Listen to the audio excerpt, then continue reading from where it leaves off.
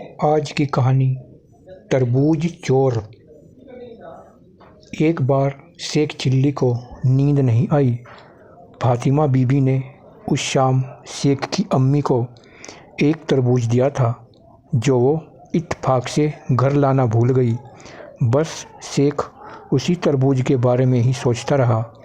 पूरे पिछले हफ्ते अम्मी रोज़ाना कई घंटों के लिए फातिमा बीबी के यहाँ उनकी बड़ी लड़की की शादी की तैयारियों में मदद करने को जाती थी और हर शाम अम्मी शेख के लिए फातिमा बीबी द्वारा दी गई चीज़ें लाती थी।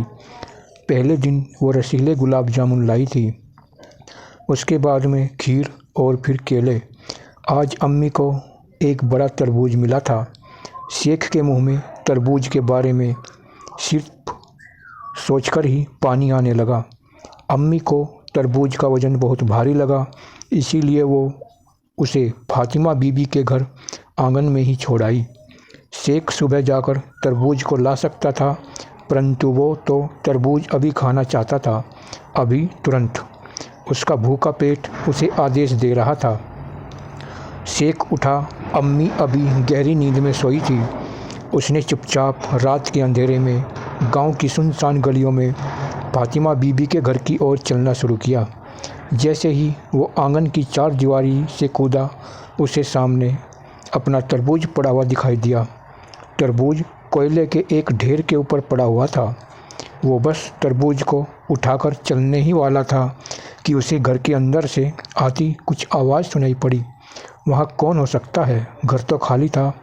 पूरा परिवार तो पास के गांव में रिश्तेदारी में गया हुआ था। क्या वे सब जल्दी लौटकर वापस आ गए थे? फिर उनके घर के बाहर ताला क्यों लगा हुआ था? शेख इन सब बातों के बारे में सोच रहा था, तभी उसे अपनी ओर आते हुए कुछ कदम सुनाई पड़े। हाय राम! कराहने की आवाज़ आई। वो आवाज़ लल्लन की थी। उसे पहचानने में शेख को कोई दिक्कत नहीं हुई। मैं उस बेवकूफ़ शेख चिल्ली को मार डालूँगा।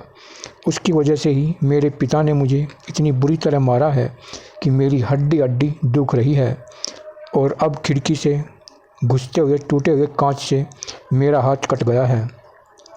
अब कराहना बंद भी करो। एक दबी सी आवाज़ आई। शेख इस आवाज़ को नहीं पहचान सका। जैसे ही वो दोनों लोग सामने आए, शेख कोयले के बोरों के पीछे छिप गया। वो कोयलों के बोरों के बीच की झीरी में से उन्हें देखता रहा। लल्लन के साथ कोई बुरी नियत वाला अजनबी था जिसे शेख ने बाजार में घूमते हुए देखा था। लल्लन एक थैले में कुछ भरकर कहीं ले जा रहा था। जल्दी करो, अजनबी ने कहा। चलो फटाफट माल को बांट लेते हैं। जब अजनबी ठीक बोरों के सामने अपनी पीठ करके बैठ गया तो शेख बेचारा बहुत घबराया। अजनबी ने थैले को लल्लन से छीना और उसके अंदर के सारे माल को ज़मीन पर उड़ेल दिया। गले के हार, सोने और चांदी की चूड़ियाँ, चांदी के गिलास और सोने के सिक्के हल्की चांदनी में झिलमिलाने लगे। शेख उन सब गहनों को ताकता रहा। उसे मालूम था कि फातिमा बीबी ने उन्हें अपनी लड़की की शादी के लिए इकट्ठा किया था।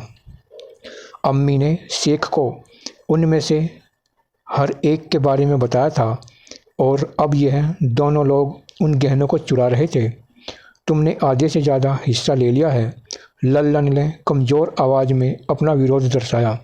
उसके बाद उस अजनबी ने लूट का थोड़ा सा माल और उसकी ओर बढ़ा दिया। गनीमत है कि तुम्हें इतना भी माल मिल रहा है, अजनबी घुर्राया। मेरे बिना तो तुम्हारी घर में चोरी करने की हिम्मत ही नहीं होती। यह घर तो भूतों का है, लल्लन ने फुसफुसाते हुए इधर उधर बेचैनी से देखते हुए कहा।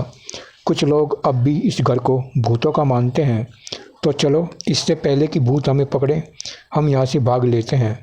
अजनबी हंसा। उसकी हंसी में चालाकी छिपी थी। अगर तुम लूट का कुछ और माल चाहते हो तो अपने साथ उस तरबूज को भी ले जाओ। अजनबी ने कोई 3/4 सोने और चांदी को थैले में भरा। बाकी को अपनी जेबों में भरते समय वो कुछ बुदबुदा रहा था। लल्लन ने खड़े होकर तरबूज को उठाने की कोशिश की, परंतु बारी के पीछे से शेख चिल्ली की बोरी के पीछे से शेख चिल्ली भी तब तक खड़ा हो गया था और तरबूज को अपनी पूरी ताकत से पकड़े हुए था।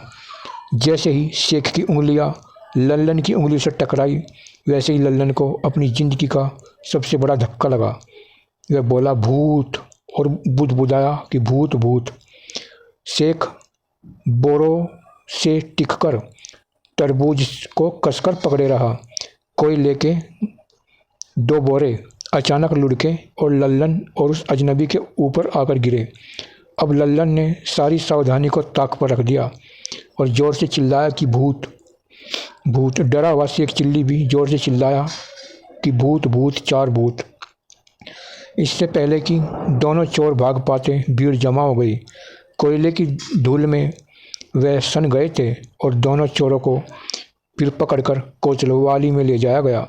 लल्लन अभी भी बुदबुदा रहा था कि भूत भूत। एक पड़ोसी फातिमा बीबी के परिवार के वापस आने तक लूट के गहनों की पहरेदारी करता रहा। शेख को लोग हीरो जैसे उसके प्यारे तरबूज के साथ घर वापस पहुंचाने के लिए चले गए। धन्यवाद।